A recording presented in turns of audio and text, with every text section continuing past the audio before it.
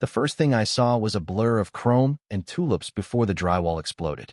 1 second, I was leading a secure FBI cyber briefing in my garage-turned-office, and the next, my headset was on the floor, my desk was embedded in the wall, and a candy-red SUV was idling next to my printer. My fingers were still suspended over the keyboard when the vehicle came to a screeching stop. Through the dust, I saw her, the self-declared queen of the HOA, Brenda Holloway, stepping out like a bulldozer in pearls. Her bumper sticker read, "Queen of the Cul-de-sac." She'd just driven through an active FBI cyber sting. It was supposed to be a quiet Tuesday. Coffee, a goodbye kiss to my wife, and into my workspace, which from the outside looked like a regular suburban garage. But inside, it was a secure federal communications hub. I was embedded as a civilian contractor monitoring a multi-million-dollar real estate laundering operation disguised as fake homeowners associations. Brenda didn't know that. To her, I was just the reclusive guy with too many satellite dishes and a non-compliant structure ruining her neighborhood's visual harmony. Just 20 minutes earlier, I'd gotten the green light to launch Phase 3 of the operation. Fake wire transfers meant to bait the syndicate's digital infrastructure. We were mid-briefing when Brenda decided to turn my wall into a hood ornament. Her reason? "Your garage conversion is a community eyesore." Her first words after the crash were not an apology but a rant about aesthetics. Then she handed me a crumpled HOA violation slip and declared, "Consider this your final notice." I tried to explain that she had just destroyed sensitive federal equipment. She rolled her eyes and scoffed, "Maybe don't build a hacker den in a family neighborhood." Moments later, squad cars arrived. Neighbors must have heard the crash. Brenda instantly flipped into victim mode, sobbing to the cops that I had threatened her as a rogue contractor. But I had a secret weapon: cloud backups. The footage showed her flooring it from across the cul-de-sac. When I told the officers I worked on classified infrastructure, Brenda interrupted, screaming that I was spying on the neighborhood. That's when one officer stepped away to make a quiet call. Unbeknownst to Brenda, he was relaying everything to the local FBI field office. My analyst reconnected remotely, her face pale on the one surviving monitor. "Are you secure?" she asked. Brenda laughed and tried to yank the cord from the terminal. I stopped her. "Brenda," I said, "you just crashed into a live counter-fraud operation." Her response? "Good. Maybe now you'll mow your lawn." 5 minutes later, a black SUV rolled up, no sirens. Out stepped the regional FBI director. Brenda marched toward him, finger wagging, demanding he show real credentials. When he calmly did, she muttered about how anyone can print one of those these days. The neighbors began filming. The same people she'd fined for mailbox sizes now watched in disbelief as she tried to boss around federal agents. When the director told the officers to take her into custody for interfering with a federal investigation, Brenda screamed. Not from fear, pure rage. She shrieked about suing everyone, auditing pensions, and getting city council involved. While she stewed in the back of the cruiser, I surveyed the damage. The encrypted router was fried, 2 hard drives were toast, but thankfully, our most critical data had already been mirrored to a secure cloud hub. Then one of our junior agents found something in Brenda's SUV. Emails to a vendor called Greenleaf Services, one of the very shell companies we'd been tracking. And they weren't just emails. They included kickback discussions, scanned invoices, and approval signatures. Her name was on them. The HOA Queenpin had unknowingly driven her luxury SUV straight into the center of a federal laundering probe.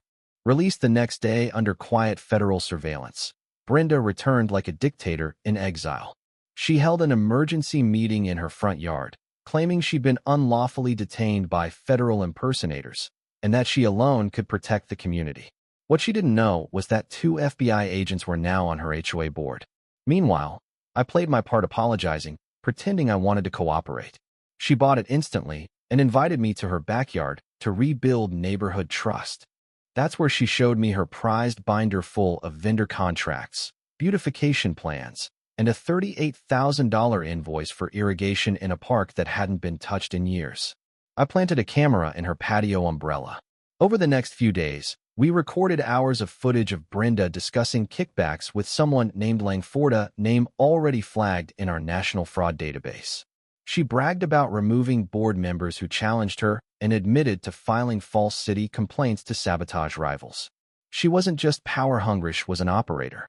the Bureau decided to push forward with a full sting. We created a fake contractor named Newground Developments, offering a grant-based beautification program with a 10% discretionary fund. Brenda pounced. Within 24 hours, she manipulated an emergency vote and signed the contract herself. She didn't know the entire process was being monitored every click, every forwarded email, every edit to the proposal's metadata. During a follow-up meeting, she whispered to our undercover agent that she'd earmarked the discretionary fund for administrative adjustments. She even joked about getting her SUV repaired with HOA money, saying the crash was a necessary escalation. Then came the golden moment. She forwarded an email from ML, who turned out to be Martin Langford, the architect behind the shell companies. One mistake: he accidentally signed the email with a business tag tied to a shuttered landscaping firm previously investigated in Nevada. That was all we needed. The FBI moved swiftly. Warrants were issued. Langford was arrested on a Florida golf course. Brenda? She was taken down at a neighborhood event she threw to celebrate the new vision for the community. As she stood on stage under a banner that read, "A brighter tomorrow begins today," 2 agents walked up and read her rights. She went limp as the cuffs clicked. The HOA tyrant was finished. The community didn't cheer, not immediately.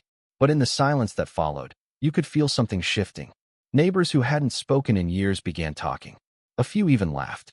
Someone ripped down her HOA newsletter from the bulletin board. Within days, the board froze all operations and launched a full audit. What they found was staggering: over $280,000 embezzled through fake vendor payouts, altered reports, and shell companies. Brenda had even fined residents to cover the costs of her personal spa renovations, hiding charges under wellness landscaping. She was formally indicted on charges of wire fraud, conspiracy, obstruction, and misuse of public funds. Her lawyer claimed she was duped by bad actors, but the recordings said otherwise. She called the judge biased, said she was elected by the people and had the right to use HOA funds as she saw fit. The judge didn't flinch. She was banned from returning to the neighborhood and remanded for trial. Langford's arrest led to a national crackdown on HOA financial crimes. New oversight laws were passed.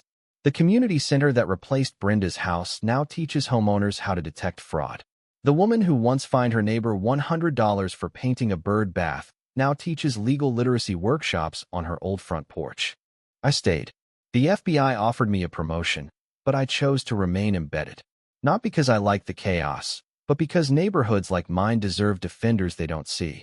I rebuilt my office stronger, smarter, invisible from the outside. And now, every time I walk by the old bulletin board and see a kid's chalk drawing that reads, "No more Brendas," I smile. She didn't just crash into my wall. She crashed into a system that was finally ready to push back.